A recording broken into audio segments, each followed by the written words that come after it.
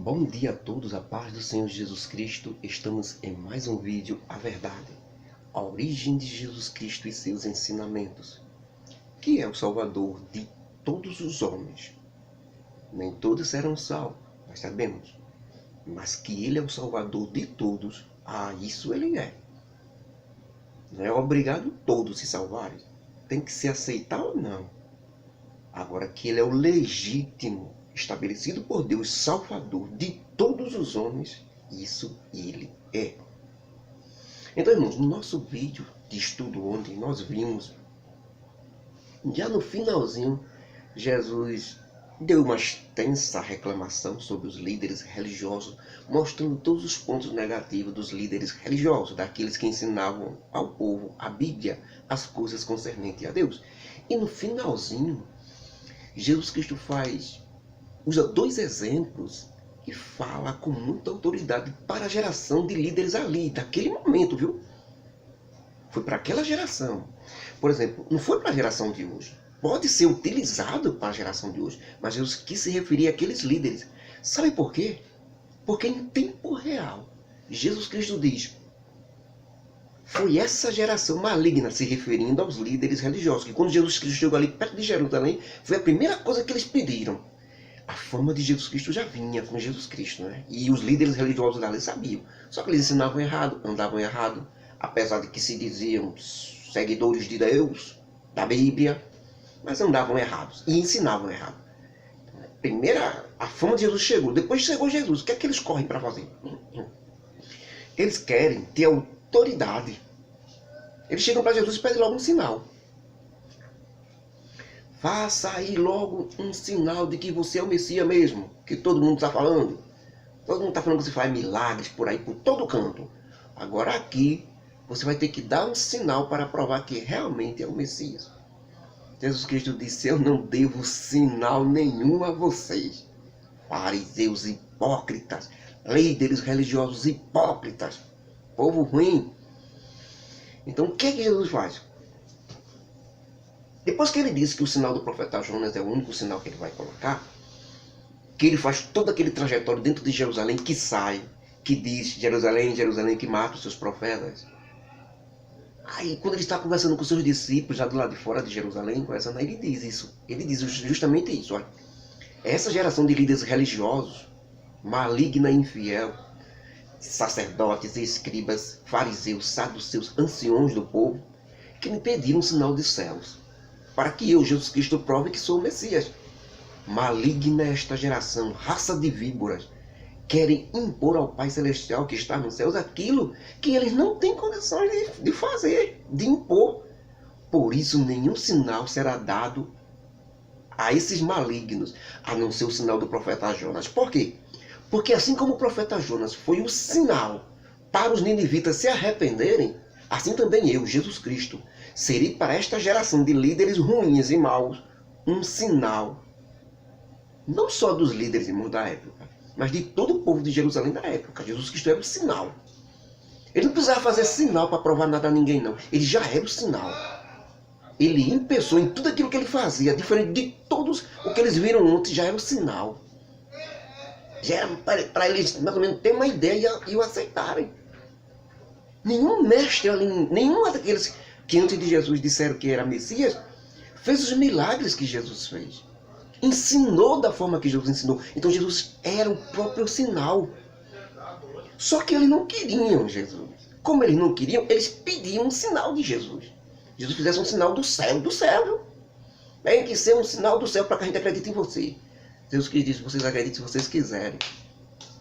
Que o único sinal que será dado a vocês é o do profeta Jonas, viram? Jonas foi um sinal para os ninivitas. Não precisou Jonas descer do céu, descer fogo do céu, não, para os ninivitas se arrependerem, não. Ele foi lá e pregou 3 dias e 3 noites. Não fez sinal, não fez aparecer fogo, não fez nada. Ele pregou, vocês estão em pecado e Nínive será destruída. Foi essa a pregação do profeta Jonas. Então, essa é a minha pregação. Estava querendo dizer Jesus Cristo para eles. Precisa fazer sinal do céu, não. Os sinais que eu já faço já é o suficiente. Não preciso provar nada a vocês. Aí ele diz também outro exemplo. A rainha da Etiópia, chamada Rainha de Sabá, veio dos confins da terra para ver a sabedoria de Salomão. E quando chegou lá que viu tudo no reino de Israel, em Jerusalém, ela se converteu ao Deus de Israel. E Jesus que disse, da mesma forma que está aqui quem é maior do que Jonas, e os ninivitas se arrependeram depois dos 3 dias, sem sinal, sem nada, se arrependeram com a pregação de Jonas. Eles se converteram a Deus. E Jesus Cristo disse, está aqui quem é maior do que Jonas. Eu, Jesus Cristo. A rainha de Sabá se encantou com a maravilha da sabedoria de Salomão e da lei de Deus ali em Jerusalém. De tudo como era a adoração a Deus ali em Jerusalém, do templo de Jerusalém. Ela se converteu ao Deus de Israel. E Jesus Cristo diz, está aqui quem é maior do que Salomão. O que é que Jesus Cristo queria dizer com isso, irmãos?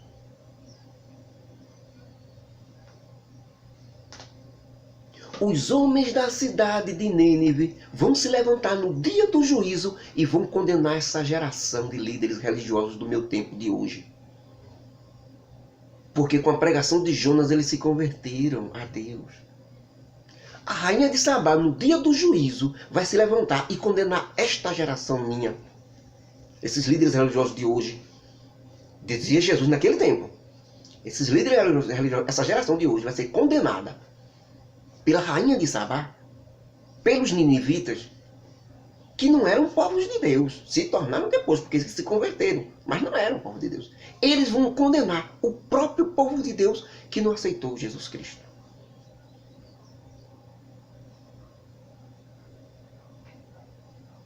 Então, irmãos, o que Jesus Cristo quer dizer?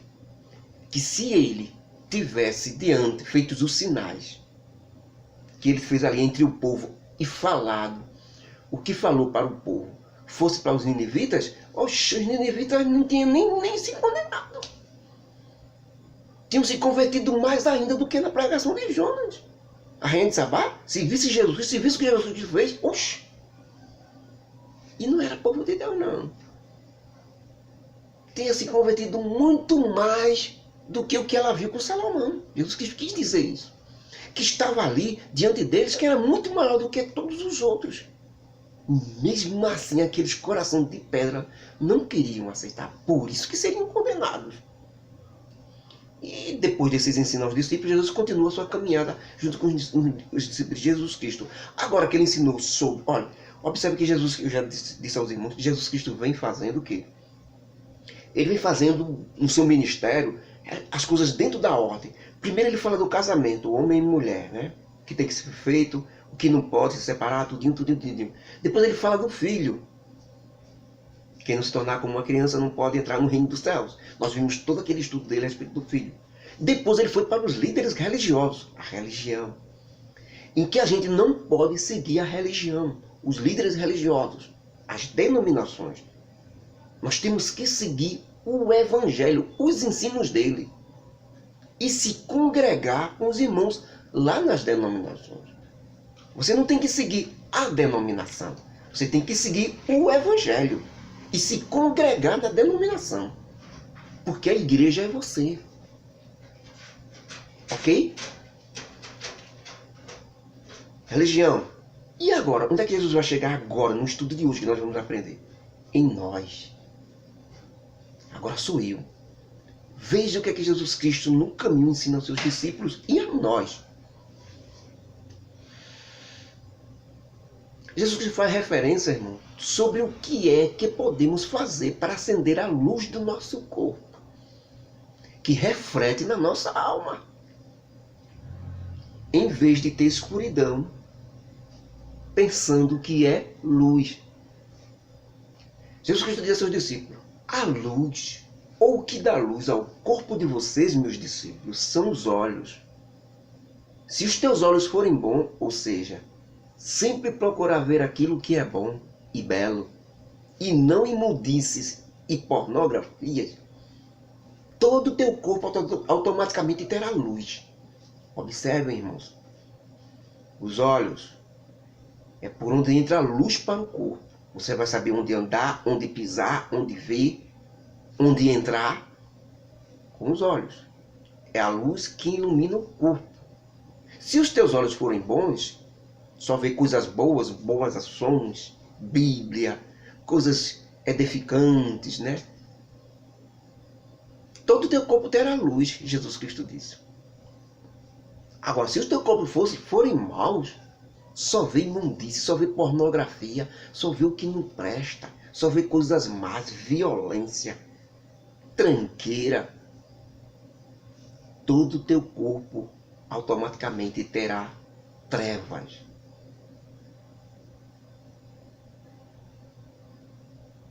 Se os teus olhos forem mal, ou seja, se eles forem guiados por ti mesmo e olhar para o que não presta, pornografia, morte, destruição, violência, então todo o teu corpo terá o que não presta. Pornografia, morte, destruição e violência. Essa luz que tu pensas que está dentro de ti é mesmo luz? Aquilo que tu acha que é certo é mesmo certo? Aquilo que tu pensa que foi Deus, que é Deus que quer, que é Deus que ensinou, é realmente? Você precisa passar isso e provar se isso é realmente luz ou se é escuridão. Cuidado!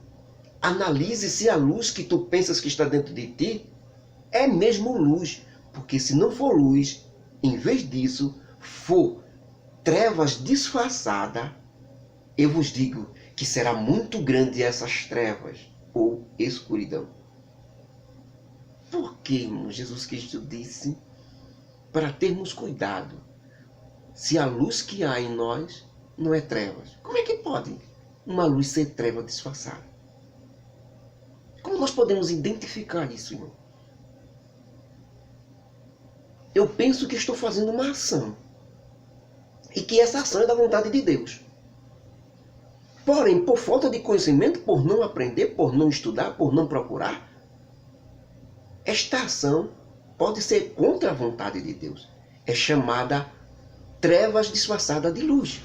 Você vai lutar com aquilo até o fim, porque você acha que é de Deus. Porque as religiões mataram tanto durante o decorrer dos séculos. Porque os seus líderes ensinaram. Vejam bem. A década da era das trevas que nós temos na história humana verídica, na história humana mesmo, idade das trevas, quem estuda normal, estuda aí, você sabe bem. Tivemos muitas religiões matando outros de outras religiões, em nome de Deus. Eles torturavam aquelas pessoas até a morte, para que aquelas pessoas se convertessem a Deus. Eles achavam que estavam fazendo algo correto. Que se aquela pessoa, mesmo torturada, não se convertesse para a religião dele, a maior que fez essas coisas foi, infelizmente, foi a Igreja Católica. Quando a pessoa não se convertia ao catolicismo, e ia até a morte, aí eles tentavam salvar a alma dessa pessoa. Eles achavam que estavam fazendo isso para Deus. Por isso mataram e assassinaram milhões com muito afinco. Porque eles pensavam que era luz e era treva. É ou não é, irmão? Treva. É ou não é de Satanás? O apóstolo Paulo disse que o corpo seja morto e a alma seja entregue a Satanás para a destruição do pecado. Eles pegam esses ensinos errados e achavam que teria que matar a pessoa para a pessoa arrancar o pecado da pessoa e a pessoa ir para o céu, ir para o purgatório, para passar o tempo lá se purificando dos pecados e depois ir para o céu. Luz que é trevas. Para hoje, para o meu dia de hoje, eu posso estar fazendo alguma coisa achando que é para Deus e está sendo errado? Posso. Pela falta de conhecimento. Porque eu só recebi dos outros, os outros só me ensinaram. Eu nunca mergulhei dentro, eu nunca abri portas dentro de mim para o Espírito Santo, para ele me esclarecer as coisas. Eu nunca mergulhei dentro do Evangelho para saber se é aquilo que eu estou fazendo, dentro da minha denominação religiosa que eu estou seguindo, se aquilo é realmente de Deus. A grande maioria é acepção de pessoas. Pessoas tratadas diferentemente por causa da posição social dela. Porque ela tem uma posição melhor Porque ela faz parte do ministério. Ela é tratada diferentemente dos outros que não tem nada. E que é fraquinho. Muitas vezes peca. É muito falho. Então a pessoa trata ela diferentemente. Certo? E acha que tem que dar valor àquelas pessoas que aparentemente andam certo no Evangelho. Sem saber. Luz que parece luz, mas que é trevas. Jesus Cristo disse que é para tratar todos de igual modo. Certo? Jesus disse, quão grandes serão essas trevas. É muito difícil, irmão. Se torna até impossível uma pessoa consertar um erro. Veja bem, consertar um erro de que para ela tem certeza que aquilo é de Deus, que aquilo é luz. Mas não é, é trevas por trás. Mas para ela é certeza que aquilo é de Deus. Ela nunca vai se consertar disso. Enquanto ela não tiver a consciência, não se converter que aquilo é errado, mesmo ela pensando que é de Deus, não é de Deus. Enquanto ela não tiver essa consciência, ela nunca vai se consertar daquilo. Por isso que Jesus Cristo disse, quão grandes serão essas trevas. Cuidado, para que a luz que em ti há não seja trevas, porque senão, quão grandes serão essas trevas? É muito difícil a pessoa se converter nessa condição. Continuando ainda nesse foco, desse ensino, Jesus Cristo disse, olhem meu discípulo, eu digo a todos vocês que me seguem, que não tenham medo dos homens, daqueles que vêm tirar suas vidas por amor de mim. Não tenham medo não, quando eles virem maltratar, lhe machucar, lhe matar por causa de mim. Não tenham medo. Porque depois que eles matarem vocês, não poderão mais fazer nada, acabou aí. Certo? Não fique com medo não de ser morto não. Eles só podem ir até aí, matar mesmo seu corpo. Pronto, acabou.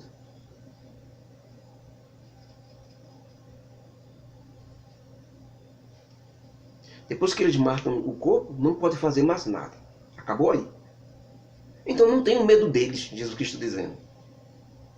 Porque eu digo a vocês o que realmente vocês devem temer. E sabem quem é? Vocês devem realmente temer aquele que, além de matar o corpo de vocês, tem poder para jogar as vossas almas no inferno. Esse sim vocês devem temer, que é Deus. Ter medo do homem que vai lhe matar? Não tenha não. Porque só pode matar seu corpo mesmo, acabou-se. Duvido ele fazer alguma coisa depois que você morrer? Duvido. Você vai direto para Deus.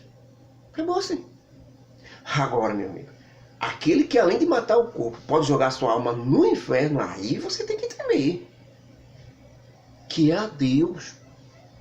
O que Jesus Cristo quer dizer com isso? Obedeça a Deus e não os homens não. A cara feia dos homens não. Se os homens vão estar lhe ameaçando, você mudar de religião, você deixar de seguir o Evangelho, está lhe ameaçando por causa disso, não tenha medo disso não. Deixe que ele mate você. Porque se você escutar ele, ter medo dele, escutar ele e deixar o Evangelho, deixar os ensinos de Jesus Cristo, aí, meu amigo, você vai ter que dar conta com aquele que pode lançar sua alma no inferno. Junto com esse que lhe ameaçou também. Ambos os dois vão para o inferno. Vocês devem temer aquele que, além de matar o corpo, também tem poder de jogar suas almas no inferno. A esse sim, que é Deus, é quem realmente vocês devem temer. Neste momento, irmãos, em que Jesus Cristo diz isso, no meio dos seus discípulos, um religioso grita para ele, mestre, fala para meu irmão que reparta comigo a herança que o pai nos deixou. O pai dele havia morrido e tinha deixado a herança.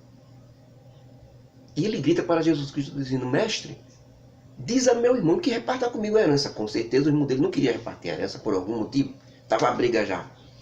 Jesus Cristo então olha para aquele homem e diz, homem, quem me colocou como juiz ou repartidor entre vocês?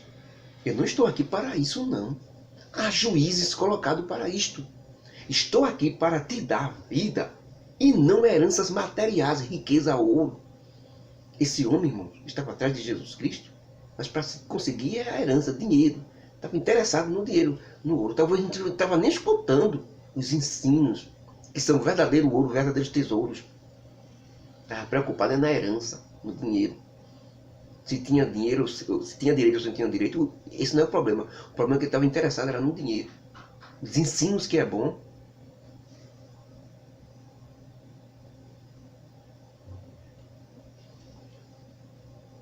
Não estou aqui para repartir riqueza nem ouro não, viu? Eu estou aqui para dar vida. Observa meus ensinamentos e não fica só pensando em coisa material não, em herança não, onde a traça e a ferrugem e os ladrões vão destruir. Depois dessa repreensão, Jesus Cristo olha para todos os seus discípulos, a multidão que está ali, e diz algo muito bom, irmãos, muito forte com relação a riquezas ou heranças. Ele dá ali um ensinamento sobre heranças. Ele diz, vejam bem, as terras de um certo homem rico tinham produzido muito abundância. A produção foi grande de tal forma que ele não tinha onde colocar tanto fruto, tanto trigo, tanta comida. Então ele pensou consigo mesmo, vou perder minha produção? O que vou fazer? Na mesma hora ele disse, já sei. Vou derrubar esses armazéns meus menores e vou construir outros maiores ainda, armazém para guardar toda a minha fortuna. Uma fortuna que vai valer para mim o resto da minha vida. Não vou precisar mais trabalhar mais de nada não, tá tudo lá. Eu vou viver daquilo agora. Depois dele ter feito tudo isso, aquele rico se deitou e disse, ó minha alma, tu tens muito em abundância. Folga, come, bebe, curte a vida, descansa até o fim restante da tua vida, porque tenho nos meus armazéns estoque para muitos anos, para a minha vida toda. Mas o que ele não entendeu era que o que ele tinha era uma fortuna preparada e guardada para o corpo dele, e não para a alma. Mesmo ele dizendo a alma dele, para folgar e descansar, a sua alma, a alma daquele homem, estava morta de fome, quase morrendo, faminta, e ele não percebia. Porque os seus olhos estavam na fortuna material. Folga, descansa, minha alma. E quase morrendo. Porque o alimento da alma é espiritual e não material. É as coisas de Deus que alimentam a sua alma. Sua alma está firme e forte com a leitura da Bíblia, com jejum, orações, intimidade com Deus, louvores. Isso é que fortalece a sua alma. Isso é que é a comida da sua alma. É que faz com que a sua alma fique forte. Mas o que aquele homem preparou e tinha guardado para toda a sua vida era para o seu corpo, a comida do seu corpo. Ia manter o corpo em pé, mas a alma estava deitada, morta, cansada e quase destruída. E Jesus Cristo diz que quando ele se deitou naquela mesma noite,